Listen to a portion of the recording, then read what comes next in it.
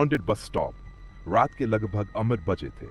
शीतल, जो शहर से गांव लौट रही थी, आखिरी बस छूट जाने के बाद अकेली एक वीरान बस स्टॉप पर खड़ी थी। चारों तरफ सन्नाटा था। सड़क पर दूर दूर तक कोई नहीं दिख रहा था। बस स्टॉप पर बस एक ट्यूबलाइट टिमटिमा रही थी, जो कभी जलती तो कभी बुझ जाती। शीतल को याद आया कि गांव वाले अक्सर इस बस स्टॉप के बारे में अजीब बातें करते थे। कहते हैं कई साल पहले एक औरत की यहीं सड़क हादसे में मौत हो गई थी और तब से हर रात उसकी आत्मा इस बस स्टॉप पर देखी जाती है। शीतल ने इन बातों को वो अफवाह मानते हुए नजरअंदाज किया। तभी उसकी नजर सामने खड़े एक आदमी पर पड़ी। वो आदमी सफेद कपड़े में था, सिर झुका हुआ और उसके पांव जमीन को छू ही नहीं रहे।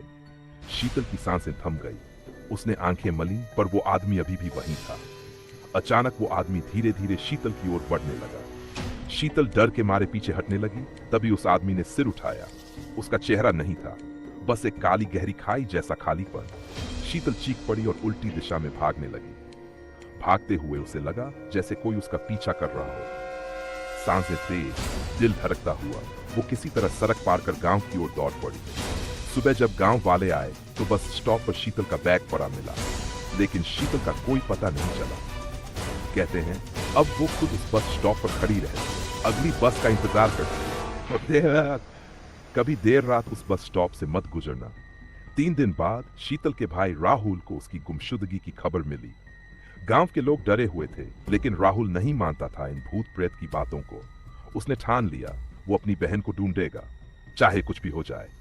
रात के ठीक 1 बजे राहुल उसी बस स्टॉप पर पहुंचा। वही वीरान माहौल, वही टिमटिमाती ट्यूबलाइट और वो ही अजीब सा सन्नाटा।